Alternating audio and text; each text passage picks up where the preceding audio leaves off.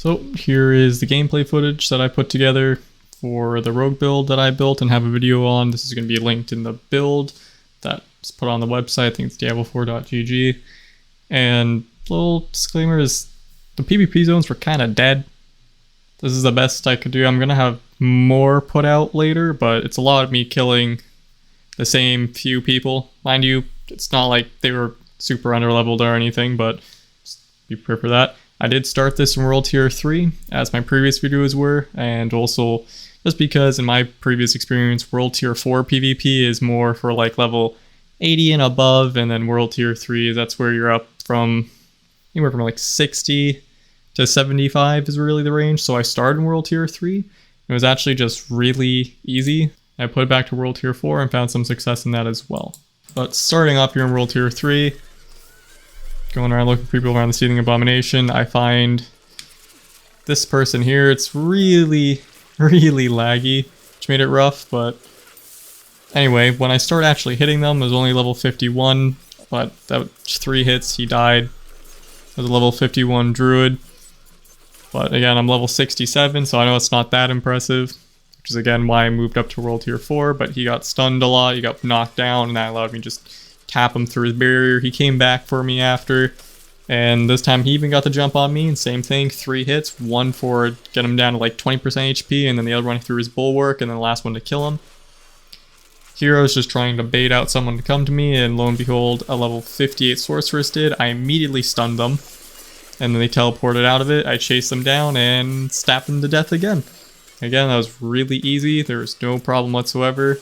And the second one, level 56 sorceress. This one was actually kind of closer. They got the drop on me, used her ultimate pull me in, but I just walked out and then walked back in and deleted her and the previous sorceress. So it was level 58 and a 56 sorceress.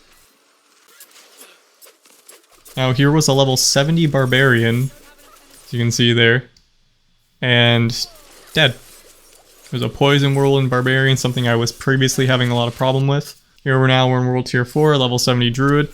The PvP zone was so dry, I had to like negotiate people into fighting me, and that's what this was here. I was waiting for him to initiate so it wouldn't look cheap that I started off. So he did, and yeah, deleted. Wasn't hard at all, the barrier was no problem.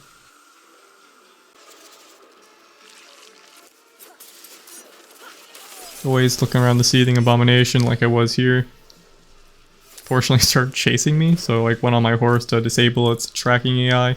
And now I'm pumping up using Twisting Blades in the air. You can see that little shield there at currently 84, 112. That is what's telling you how much resource you have put towards the Malignant Heart. That's done, so I'm at 140, so I'm 1 away.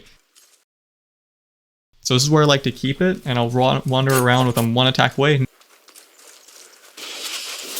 Now it's activated, you can see that symbol there, so my next hit will stun. So I go in, it's level 71, the bear again, and level 66, I think it was a rogue. And I actually ended up stunning the boss, which wasn't intentional, but regardless, I'll clean them up. Take all their shards so they'll come fight me again, because honestly I don't care about the shards, I have all the stuff, so just a good way to bait people back, they want revenge, and lo and behold, here's a Barbarian again. And the rogue I think went past us, but I wanted so badly for him to initiate, I stood still, and lo and behold, he went for it, and I still ended up coming out with the win. My Frozen froze him while I was stunned, and then I froze him again, and it allowed me to get the win, and you can see there the barrier activates off of the Prospector's aspect on players. I had someone in my actual build video in the comments say that it doesn't activate on players. I don't know where they got that information. It's never been the case where it didn't. It always has. There it didn't activate because I never hit the person. And you'll see this person a lot. That was just, I keep this in because that was a normal Twisting Blades rogue. Kind of caught me off guard.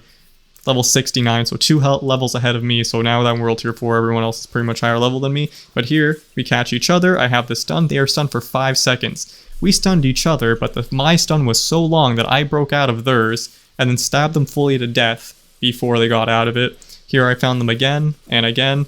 I beat them because I was able to freeze them. I also have lucky hit on this build, so I got rid of them pretty easily with that.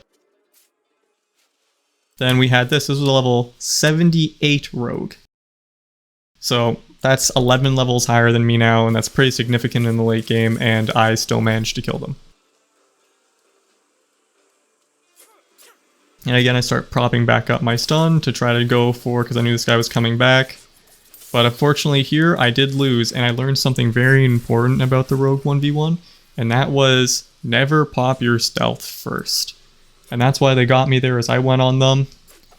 And also, prior to this, all these kills, I had the wrong Shadow Step upgrade on, so it wasn't stunning. And so I just fixed this. But I see you here, they go first, and then I go invisible after, and then I catch them out, get the 5-second stun, and I kill them.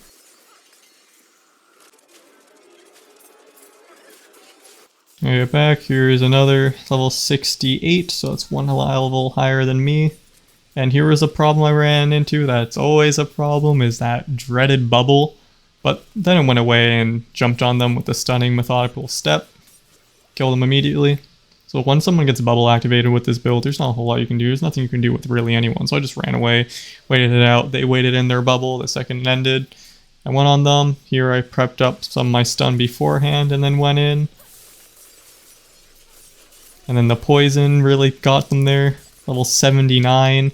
It's 12 levels ahead of me. And that's all I really got here for this. Again, the PvP zones were kind of dry. I am going to have more put on this, but as you can see, this build very much works. I personally think it is better than your standard Twisting Blades build that you typically use in PvE. And I didn't really have much of that in here for the PvE because this is a PvP build, but I wasn't having any trouble taking down the Seething Abomination or anything else. It's just overall, I was very pleased with how this turned out. I have it set up exactly as I do in my build guide, except for my stats aren't nearly as good. I was just kind of trying to throw this together as fast as I could, and a lot of my gear isn't even ancestral, and it is rolled terribly. Some things are rolled for range damage, but I was still able to make it work. So if you can get a perfect version of this build going, I have no doubt that you'll be able to dominate in the higher levels of World Tier 4 PvP.